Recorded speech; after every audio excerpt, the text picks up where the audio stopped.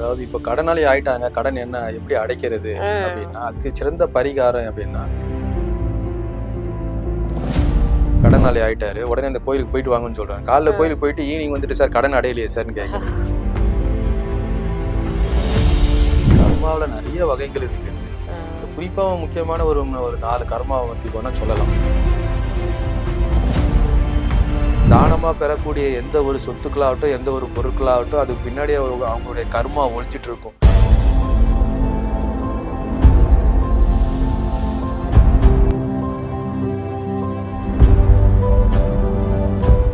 Sri Varahi TV நேயர்கள் அனைவருக்குமே வணக்கம். நம்ம ஒவ்வொரு பதிவுலையும் ஆன்மீகம் சார்ந்த நிறைய தகவல்களை உங்களுக்காக கொடுத்துட்டு இருக்கோம். அந்த விதத்துல இன்னைக்கும் பல தகவல்களை நம்ம கூட தர்றதுக்காக இணைஞ்சிருக்கிறாங்க பிரசன்ன ஜோதிட ஆச்சாரியா ஆனந்தவேல் சார். அவங்கதான். வணக்கம் சார். நேயர்கள் அனைவருக்கும் வணக்கம். சார், இப்போ நம்ம நிறைய பார்த்துட்டோம். தொழில்ல நிறைய நஷ்டமாகிறது, எதனால கடனாளி ஆகுறாங்க அப்படின்றதெல்லாம். இப்போ ஜாதகமே பார்க்காம தொழில்ல நஷ்டம் வந்துருச்சு, ரொம்ப கடனாளி ஆயிட்டாங்க. இப்போ அவங்க ஏதாவது ஒரு பரிகாரம் கேட்டாலோ, இதை எப்படி நிவர்த்தி பண்ணி அதுல இருந்து வெளியில வரணுதுன்னு வழி கேட்டாலும் உங்களால சொல்ல முடியுமா சார்? கண்டிப்பா, கண்டிப்பா. அதாவது இப்ப கடனாளி ஆயிட்டாங்க. கடன் என்ன எப்படி அடைக்கிறது அப்படின்னா, அதுக்கு சிறந்த பரிகாரம் அப்படின்னா, விநாயக பெருமானுக்கு அகத்திக்கீரையால அர்ச்சனை பண்றது சிறப்பு. அகத்திக்கீரையால அர்ச்சனை பண்ணி சிறகுறது சிறப்பு. அதுக்கப்புறம் ஜாதகத்துல அவங்க ஜாதகத்துல செவ்வாய் சனி சேர்க்கை இருக்கு அப்படின்னா, உக்ர தெய்வங்கள் வழிபாடு பண்றது நல்லது. ஸோ 6ஆம் இடம்ன்றது கடன். 6ஆம் இடத்துல செவ்வாய் சனி இருக்குது அப்படின்னா, நரசிம்மர் வழிபாடு, வராகி வழிபாடு, மனித தலை இல்லாத தெய்வங்கள், லட்சுமி நரசிம்மர், சோளிங்கர், ஸோ இந்த மாதிரியான சரபேஸ்வரர், ஸோ எதிரி தொல்லை இருக்குது. ஸோ இதெல்லாம் கட்டுப்படணும் அப்படின்னா இந்த மாதிரியான வழிபாடுகளை செய்யலாம். அதே மாதிரி சக்கரத்தாழ்வார் வழிபாடு, சனிக்கிழமையில பெருமாள் கோயில சக்கரத்தாழ்வார் வழிபாடு பண்ண கடன் குறையும். அதே மாதிரி பாண்டவ தூதவ பெருமாள், ஸோ காஞ்சிபுரத்துல பாண்டவ தூதவ பெருமாள், அந்த பெருமாளை வழிபாடு பண்ண கடன் கொஞ்சம் கொஞ்சமா குறைஞ்சிரும். அதே மாதிரி அந்த கோயிலுக்கு போயிட்டு வந்தா உடனே கடன் குறையலாம் நினைச்சு பார்க்க முடியாது. இப்போ ஒருத்தர் கேட்கிறாரு, ஒரு வாடிக்கையாளர், ஒரு கடனாளி ஆயிட்டாரு, உடனே அந்த கோயிலுக்கு போயிட்டு வாங்கன்னு சொல்றாங்க. காலைல கோயிலுக்கு போயிட்டு ஈவினிங் வந்துட்டு சார் கடன் அடையலையே சார்ன்னு கேட்கிறாரு. நீ பணம் சம்பாதிக்கிறது எத்தனை காலம் ஆச்சுப்பாரு? அது சம்பாதிக்கிறதுக்கு 10 வருஷம் ஆச்சுப்பான். கடனும் கொஞ்சம் கொஞ்சமா தான் அடையும், ஒரே நைட்ல எல்லாம் ஆகாது. அதனால திரும்ப திரும்ப அந்த வழிபாடை பண்ண பண்ணதான் அந்த கடன் கொஞ்சம் கொஞ்சமா தான் குறையும். அதே மாதிரி இந்த குளிகை காலத்துல கடன் கொடுக்கலாம். குளிகைன்றது திரும்ப திரும்ப அந்த செயல்பாடுகள் நடக்கிற காலம் குளிகை காலம். அப்ப கடனையும் அசலை ஒரு குறிப்பிட்ட தொகையை கொடுக்கும்போது அது அந்த செயல்பாடுகள் திரும்ப திரும்ப நடந்துகிட்டே இருக்கும். அப்ப அந்த காலகட்டத்துல போயிட்டு நீங்க கடன் அடைக்கலாம். ஸோ இதெல்லாம் கடன் அடைக்கிற இதெல்லாம் நீங்க தொடர்ந்து இந்த பரிகாரங்களா செய்யும் போது கடன் ஈஸியா அடைச்சிட்டு வந்துடலாம். கடன் அடையறதுக்கான ஒரு கோயில் அப்படின்னா, இழந்ததை பெறக்கூடிய கோயில் அப்படின்னா, திருப்பூர் மாவட்டம், திருப்பூர்ல அவினாசிக்கு பக்கத்துல பூண்டி, திருமுருகன் பூண்டின்னு பேரு. முருகப்பெருமான் என்னன்னா பிரம்மத்தி தோஷ நீக்கத்துக்காக இந்த ஸ்தலத்துல வேலால தீர்த்தங்களை உருவாக்கி தோஷ நிவர்த்தி செஞ்சிருக்கிறாங்க. அதே மாதிரி கேது பகவான் கேது தோஷம் நீக்கப்பெற்ற ஸ்தலமாகவும் இந்த ஸ்தலம் இருக்கு. ஸோ இழந்ததை திரும்ப பெறக்கூடிய ஸ்தலம் அப்படின்னு சொன்னா நீங்க அவினாசி, திருப்பூர் அவினாசி பக்கத்துல இருக்கிற பூண்டி முருகன், இழந்ததை திரும்ப பெறலாம். தொழில இழந்ததை, கேது தோஷம் இருந்தாலோ, தொழிலற ராகு கேது தோஷங்கள் எதனா இருந்தாலோ, ஸோ இதெல்லாம் நீங்க பெற்ற ஸ்தலமா இந்த வழிபாடு பண்றது ரொம்ப சிறப்பு. மனநல பாதிக்கப்பட்டு இருந்தாங்கன்னா தொடர்ந்து அந்த தீர்த்தத்துல 48 நாள் இருந்து தங்கி அந்த கிணத்துல இருக்கிற தண்ணியை குளிக்கும் பொழுது அந்த மனநல பாதிக்கப்பட்டவங்க அதுல நிவர்த்தி ஆகுறாங்க. ஸோ ரொம்பவும் ஒரு புனிதமான ஸ்தலம் தான். அனைவரும் போய் தரிசனம் பண்றது நல்லது. இப்போ நிறைய விஷயங்கள் பாதிக்கப்படுறது இந்த கர்மான்னு சொல்லக்கூடிய ஒரு விஷயம். ஸோ இந்த கர்மால எத்தனை வகைகள் இருக்கு சார்? இந்த கர்மாவில நிறைய வகைகள் இருக்குது. குறிப்பா முக்கியமான ஒரு 4 கர்மாவை பத்தி வேணா சொல்லலாம். சஞ்சீவ கர்மா, பிராப்த கர்மா, ஆகாமிய கர்மா, நிஷ்காமிய கர்மா. சஞ்சீவ கர்மா அப்படின்னா, திரும்ப கணவன் மனைவி இணையும் பொழுது அந்த இணையிற நேரத்துல ஏற்படக்கூடிய அந்த முட்டை இணையிற நேரத்துல உருவாகின்ற கரு, அப்பவே எழுதப்படுற கர்மா சஞ்சீவ கர்மா. இன்னாருடைய தாய் தப்பனுடைய வயிற்றுல, இன்னாருடைய வம்சத்துல, இன்னாருடைய குலத்துல வரணும் அப்படின்னு எழுதப்பட்ட கர்மா சஞ்சீவ கர்மா. பிராப்த கர்மான்றது, இன்னைக்கு நான் இந்த இடத்துல ஒரு சக்கரை பொங்கல் சாப்பிட்றேன், ஸ்வீட் சாப்பிட்றேன் அப்படின்னா, அந்த அரிசியில என்னுடைய பெயர் எழுதப்பட்டிருந்தா, இந்த அரிசியை இந்த இடத்துல சாப்பிடணும்னு எழுதப்பட்டிருந்தா அது பேர் பிராப்த கர்மான்னு. சஞ்சீவ கர்மா, பிராப்த கர்மா. ஆகாமிய கர்மா அப்படின்னா, இந்த 2 கர்மாவை கழிக்கிறதுக்காக நான் என்ன செய்யணும் அப்படின்னா, தான தர்மங்களை அதிகமா செய்யணும்.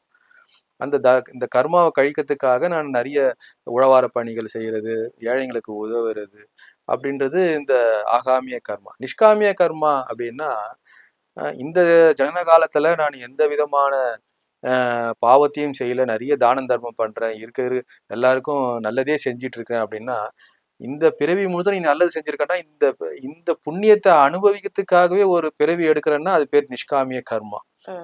அப்போ அந்த பிறவிதான் வந்து ரிஷிகளு, முனிவர்களு, ஞானிகளு, தவ முனிகளு. ஸோ அந்த பயனை அடையறதுக்கான கூடு விட்டு கூடு பாயிறது. ஸோ இந்த மாதிரி சித்தர்கள் செய்யற அந்த அஷ்டமா சித்திகள், அதுக்கான ஒரு பிறவி எடுக்க பேர் தான் இந்த கர்மம். ஸோ கர்மானா நிறைய சொல்லிக்கிட்டே போகலாம், அது ஒரு பெரிய டாபிக். இப்போ அக்கா பொண்ணு, அதாவது ரத்த சம்பந்தமான உறவு, இப்படி கல்யாணம் பண்ணும்போது அவங்களுடைய வாழ்க்கை வந்து விருத்தி அடைய மாட்டேங்குது. இதுக்கான காரணம் ஏதாவது இருக்கா? ஆக்சுவலா வந்து சர லக்னத்துக்கு வந்து பாதகாதிபதி பாத்தீங்கன்னா 11ஆம் இடம். 11ஆம் இடம்ன்றது பாத்தீங்கன்னா மூத்த அக்காவை குறிக்கின்ற இடம். அப்போ இவங்க எல்லாம் வந்து இப்போ மேஷம், கடகம், துலாம், மகரம் இந்த லக்னக்காரங்களுக்கு பாத்தீங்கன்னா இப்ப பாதகாதிபதி பாத்தீங்கன்னா 11ஆம் இடம். இப்போ உதாரணத்துக்கு கடக லக்னம், 11ஆம் இடம் பாத்தீங்கன்னா சுக்கிரன்னா அக்கா. அக்கா பொண்ணை திருமணம் செஞ்சீங்கன்னா அது பாதகத்தை தான் செய்யும். அக்காவும் கூடவே வந்து உக்காந்துக்கும். ஸோ வந்து அந்த அக்காவுடைய சப்போர்ட்னால அது எந்த வேலையும் செய்யாது. ஸோ அதனாலே திருமண வாழ்க்கை பாதிக்கப்படும். மறு திருமணத்தை செய்யும் போது வேணா அக்கா பொண்ணை திருமணம் செய்யலாம். ஏன்னா அந்த 11ஆம் இடம்ன்றது பாதகஸ்தானம். ஸோ அக்கா பொண்ணை கல்யாணம் பண்ணி திருமண வாழ்க்கை சிறப்பில்லாம போவதுக்கு காரணம் அதுதான். Okay sir, okay sir. திருமணம் பண்ணி ரொம்ப நல்லா இருப்பாங்க, வசதி வாய்ப்போட இருப்பாங்க. ஒரு குழந்தை பிறந்ததுக்கு அப்புறமா பார்த்தீங்க அப்படின்னா, அவங்களுடைய வசதி வாய்ப்புகள் குறைந்து கடனாளி ஆக்கப்படுறாங்க. இதுக்கு ஏதாவது காரணம் இருக்கா? அதாவது அந்த குழந்தையுடைய ஜாதகத்துல 9ஆம் அதிபதி 2ஆம் இடத்துல இருந்தா, ம். 9க்கு 2 6. அந்த 2ஆம் இடம் வந்து 2க்கு 9 8ஆம் இடம் ஆகும். அப்ப 6, 8 தொடர்பு பெறும்போது தந்தையார் கடனாளி ஆயிறாரு. அவர் ம். சொல்லுவாரு, நான் சார் என் முதல் குழந்தை பிறந்த பிறகு என்னுடைய growth வந்து அப்படியே ரொம்ப டவுன் ஆயிடுச்சு சார். ஆ. நிறைய இழந்துட்டேன் அப்படின்னுவாரு. என்னன்னா அவர் அந்த பையனுடைய ஜாதகத்துல 9ஆம் அதிபதி 2ஆம் இடத்துல இருந்தா 6க்கு 8ஆ வந்துரும். 6ஆம் இடம் கடனாளி ஆகுறதுன்னு அர்த்தம். ம். ஸோ அது வந்து கடனாளி ஆக்கிடுது. தந்தைக்கு ஒரு கடனை ஏற்படுத்துறது. பசங்க வந்து கல்யாண வயசுல இருப்பாங்க. ஆனா பார்த்தீங்க அப்படின்னா, அந்த வயதுல வந்து தன்னுடைய தந்தைக்கு வந்து கல்யாணம் ஆகக்கூடிய ஒரு சூழல்லாம் வந்து நெறைய வீட்ல நடக்குது. இதுக்கான காரணம் என்ன சார்? அதாவது பாத்தீங்கன்னா லக்னத்துக்கு 6ஆம் இடத்துல செவ்வாய் இருந்தா அது வந்து ஒரு கசப்பான திருமணம் தான். அந்த அப்ப பையன் மகளுக்கு திருமணம் செய்ய வேண்டியா இருக்கும். மகனுக்கு ம். திருமண வயது காலமா இருக்கும். ம். இவருக்கு அந்த அந்த இவருக்கு வந்து மனைவி அந்த நேரத்துல இறந்துட்டு இருப்பாங்க. பசங்களை கவனிக்க முடியாத சூழ்நிலை இருக்கும். ஸோ வந்து பையனை மகளை வந்து காலேஜுக்கு அனுப்புறதுக்கு டிஃபன் பாக்ஸ் கட்டுறதுக்கெல்லாம் அவங்களால முடியாம இருக்கும். அப்ப இவர் ம். இன்னொரு திருமணம் செய்ய வேண்டிய கால சூழலை ஏற்படுத்தி கொடுத்துரும். அப்ப என்னன்னா இது வந்து ஒரு கசப்பான திருமணத்தை தான் ஏற்படுத்துது. அவர் என்னமோ அவருடைய இதுக்காக தான் பசங்களுடைய நன்மைக்காக தான் செய்யறாரு. இருந்தாலும் மத்தவங்க கண்ணுக்கு என்னதான் தெரியுதுன்னா அது தவறா. என்ன இந்த பசங்களை வச்சுக்கிட்டு இவர் இந்த கல்யாணம் பண்ணிட்டாரேன்னு தோணும். ஸோ லக்னத்துக்கு 6ல செவ்வாய் இருந்தா அது ஒரு கசப்பான திருமணத்தை ஏற்படுத்துறது. மகளுக்கு திருமண வயதில் இருக்கும்போது தந்தையார் இன்னொரு திருமணத்தை செய்யற எண்ணத்தை தூண்டி விட்டுடுது. Okay, okay. சில இடங்கள்லலாம் பார்த்தீங்கன்னா, தாய்மாமன்கள் வந்து முன்னின்று ஒரு திருமணத்த நடத்தும்போது நெறைய தடைபடுது. அதுக்கான காரணங்கள்? லக்னாதிபதி 6ஆம் இடத்துக்கு போனாலோ இல்ல 6ஆம் அதிபதியில லக்னத்துல அமர்ந்தாலோ தாய்மாமன் முன்ன நிக்காம இருக்கிறது நல்லது. 5ஆம் இடம்ன்றது தந்தையாருக்கு இணையான சீர்வரிசை செய்யக்கூடிய தாய்மாமன். 6ஆம் இடம்ன்றது தாய்மாமன் சீர்வரிசை செய்ய மாட்டார். ஸோ ம். இவரு அந்த அவருடைய ஜாதகத்துல அந்த அமைப்பு இருந்துச்சுன்னா தாய்மாமன் முன்ன நிக்காம இருக்கிறது நல்லது. இல்லைன்னா ம். அது திருமண வரன் தடைப்பட்டு போயிட்டே இருக்கும். உழைப்பில்லாமலே வருமானம் வர்றதுக்கான பாவகம் என்ன சார்?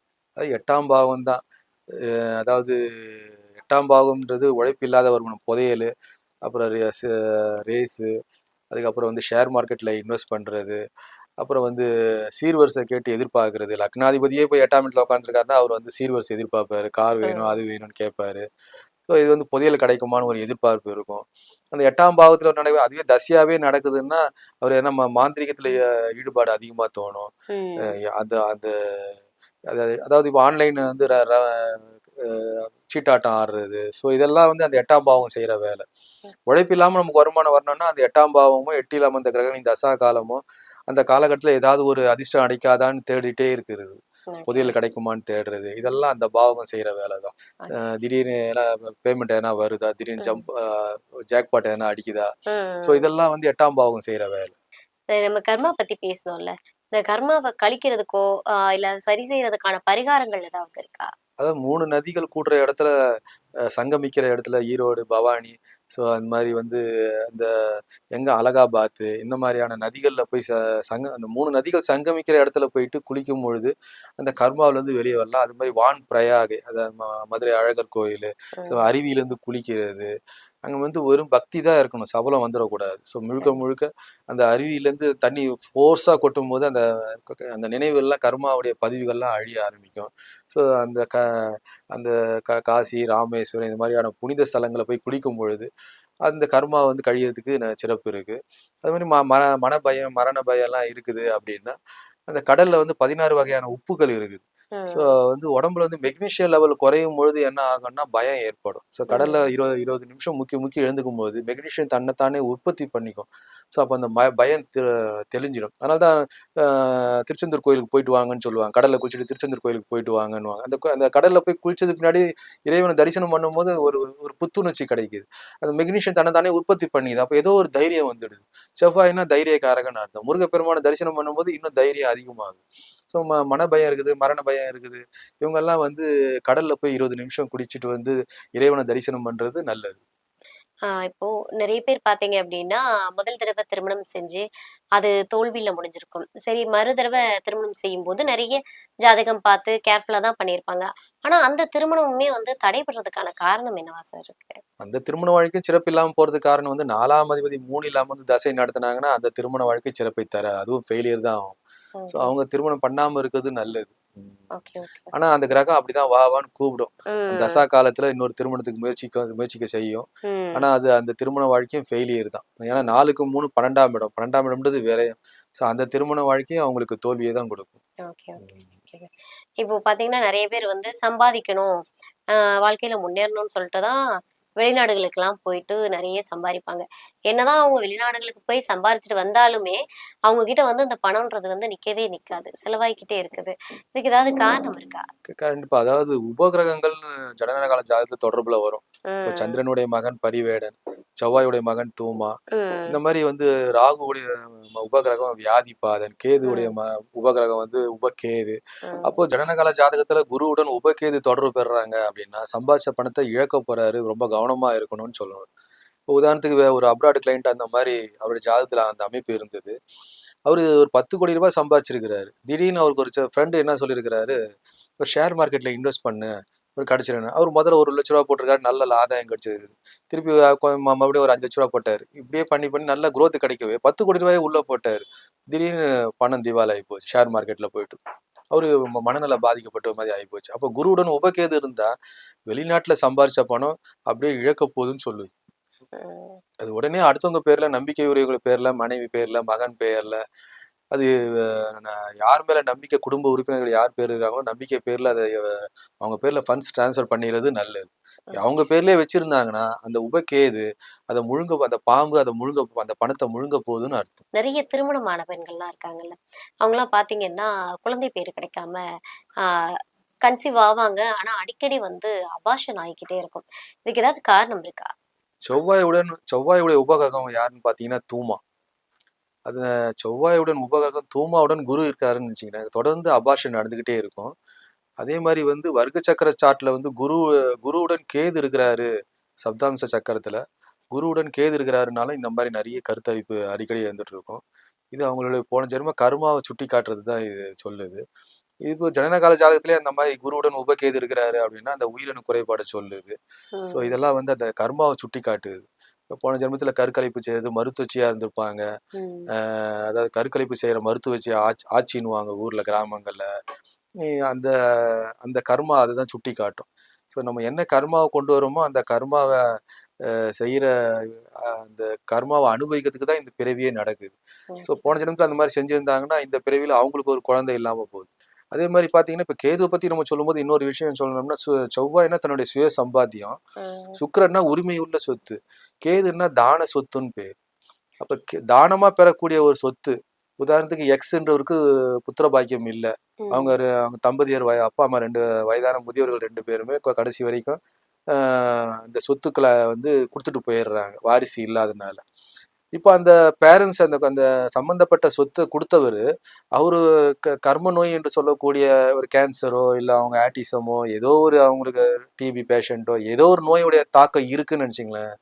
இந்த தானமா பெறக்கூடிய ஒரு சொத்தை வாங்குறாரு பார்த்தீங்களா, வாரிசு இல்லாதனால அந்த சொத்தை இவரு எடுத்துக்கிறாரு பார்த்தீங்களா, அந்த சொத்து மூலியமா அந்த கர்மா வந்து இந்த சொத்தை இவர் எப்போ அனுபவிக்கிறாரோ அப்போதுல இருந்தே அவங்களுடைய கர்மாவும் இவங்களுக்கு வந்து சேர்ந்துடும். ஒண்ணு அவங்க வாரிசு இல்லாதவங்க என்ன செய்யணும், கோயிலுக்கு தானமா கொடுத்தா அந்த இறை லோகத்தை போய் அடைஞ்சிருவாங்க. அது ஒரு புண்ணியமா போய் சேர்ந்துடும். ஆனா அது வந்து அது இவங்க சொந்த பந்தம் விடாது. நான் வசதி இல்லாம இருக்கிறேன், எனக்கு கஷ்டமா இருக்குது, எனக்கு கொடுத்துரு சொத்துன்னு கேட்டு அந்த சொத்தை வாங்கிடுவாங்க. இது என்னன்னா அவங்க அவங்க 2 பேரும் அவங்களுடைய கர்மா என்ன இருக்கோ, அந்த கேதுன்னா கர்மான்னு அர்த்தம். அந்த கேது உள்ள வந்து உட்காந்துருவாரு. சொத்தை அனுபவிக்கும் போது அந்த கர்மா வந்து என்ன செய்யுதுன்னா அவங்களுக்கு அந்த நோயை உள்ள கொடுத்துரும். இதுக்கு என்ன தீர்வு இருக்கு அப்படின்னா, அந்த சொத்துல என்ன வாடகை வருதோ அந்த வாடகையை அப்படியே தானமா கொடுத்தா அந்த கர்மாவை கழிச்சிட்டு போயிடலாம். ஆனா அதை செய்ய மாட்டாங்க. அது எப்படி சார் விற்க முடியும்? இன்னைக்கு அவர் கொடுத்துட்டு போகும்போது 12 லட்ச ரூபா சொத்து, இன்னைக்கு விற்க போனா 48 லட்ச ரூபா ஆகுது சார். அந்த சொத்தை எப்படி சார் விற்க முடியும்? சரி, வாடகையில வர சொத்து, வாடகையில வர வருமானத்துல தானம் பண்ணணும்னா அது எப்படி சார், வாடகை 60,000 ரூபாய் வருது சார் அப்படின்னுவாங்க. அப்போ அதை செய்யறதுக்கு அவங்க மனசு வராது. அந்த கர்மா அதை வந்து அனுபவிக்கதான் சொல்லுமே தவிர அந்த கர்மாவில வந்து நம்ம விடுபடுறதுக்கான பரிகாரத்தை சொன்னா அதை செய்ய மாட்டாங்க. அப்படி இருந்தாலும் 1 மாசம் செய்வாங்க, அதோட விட்டுடுவாங்க. ஸோ இதெல்லாம் வந்து கேதுன்னா தானமா பெறக்கூடிய சொத்து எதுவாக இருந்தாலும், தானமா ஒரு டீ குடிச்சா கூட அந்த கர்மா நாளைக்கு அவனை பார்த்தா அவனுக்கு நம்ம அடிமையான மாதிரி, அவனை பார்த்தா நம்ம விஷ் பண்ண ஆரம்பிச்சிருவோம். தானமா நம்ம எதை வாங்கினாலும் அதுக்கு பின்னாடி கர்மா ஒளிஞ்சிட்டு இருக்கும். ஸோ எதுவுமே திரும்ப செலுத்துறது நல்லிறது.